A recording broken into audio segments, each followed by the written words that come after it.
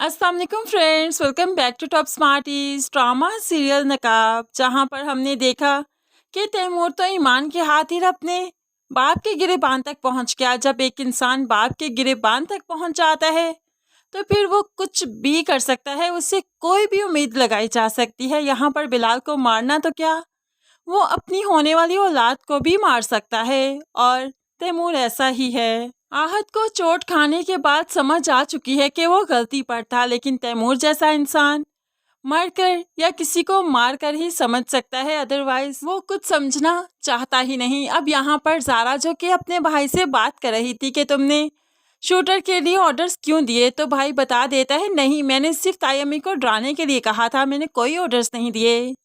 अब यहाँ पर दोनों बहन भाइयों की बातें पास लेटा हुआ तैमूर सुन लेता है, जो कि सोने का बज़ाहिर बहाना कर रहा था लेकिन सो नहीं रहा, इनकी बातें सुन रहा था।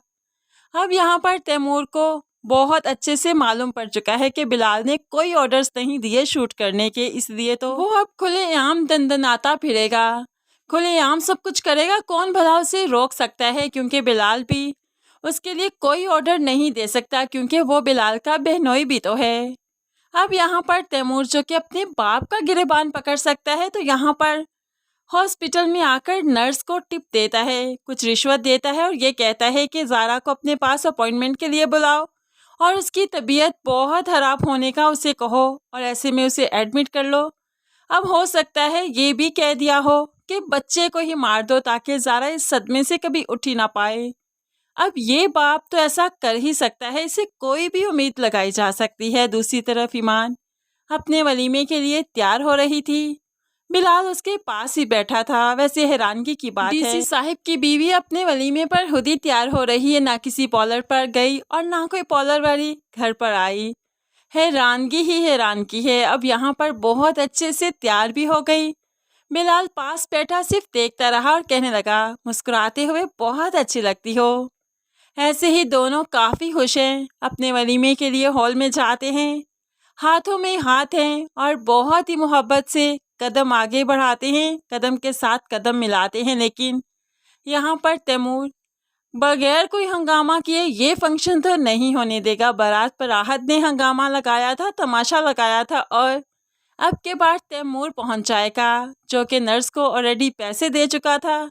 तो नर्स ने एन वलीमे वाले दिन ही ज़ारा को अपॉइंटमेंट के लिए बुलाते हुए उसे एडमिट करवा दिया। इसी तरह ज़ारा भाई के वलीमे पर नहीं आ सकी, तो यहाँ पर हॉस्पिटल से कॉल भी आ गई कि आपकी बहन की सीवियर कंडीशन है, जल्दी से आ जाइए। तो यहाँ पर बिलाल सब कुछ छोड़-छाड़ बहन के लिए चला जाता है, हॉस्पिटल पहुँच जाता है, जबकि तैमूर यही सब कुछ चाहता था, उसने जानबूझकर किया।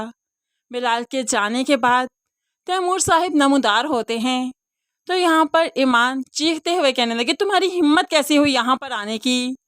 तो तैमूर मोहब्बत से कहता है तुम्हारे तक आने के लिए हिम्मत की नहीं, मोहब्बत की ज़रूरत है। अब तो यहाँ पर हो बच्चे से तमाशा लगाएगा ये तैमूर, लेकिन आहत जो कि सुधर चुका है, इसलिए वो यहाँ पर मुहाफिज बनकर आ गया। तैमूर को यहाँ से जाने का कहता है, अदरवाइज उसके पेट पर रिवॉल्वर रखते हुए उसको मारने की धमकी भी देता है। लेकिन यहाँ पर भी हैरत हुई हमें, एक डीसी की शादी पर, असिस्टेंट कमिश्नर की शादी पर ये तमाशे कैसे लग सकते हैं?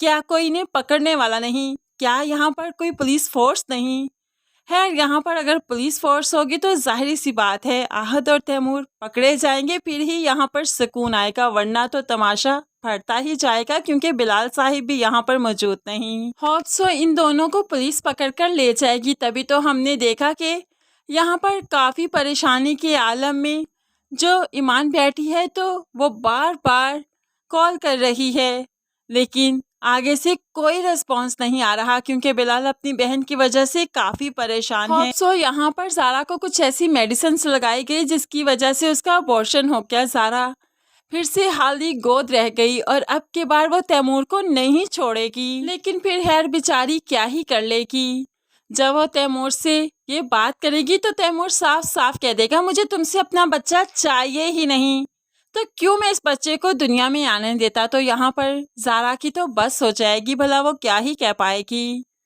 लेकिन फ्रेंड्स ये ड्रामा तब तक तो वाइंड अप होने को आता ही नहीं जब तक आहत, बिलाल या तैमूर में से किसी एक की मौत नहीं हो जाती। लेकिन हमें ऐसा लगता है कि तैमूर या आहत में से ही किसी की मौत होगी, बिलाल की होनी तो नहीं चाहिए। फ्रेंड्स आप इस बारे में क्या कहते हैं? क्या आपको भी कुछ फीलिंग्स आ रही हैं कि बिलाल इस दुनिया में नहीं रहेगा और बिलाल के जाने के बाद आहत ईमान को अपनाएगा? फ्रेंड्स ऐसा होना नहीं चाहिए, लेकिन पता नहीं क्यों फीलिंग्स आ रही हैं कि ऐसा ही कुछ होने वाला है। आप इस बारे में क्या कहती हैं? आपकी प्रेडिक्शन क्या कहती है? आपकी सोच क्या कहती है? ज़रूर कमेंट्स में बताइएगा।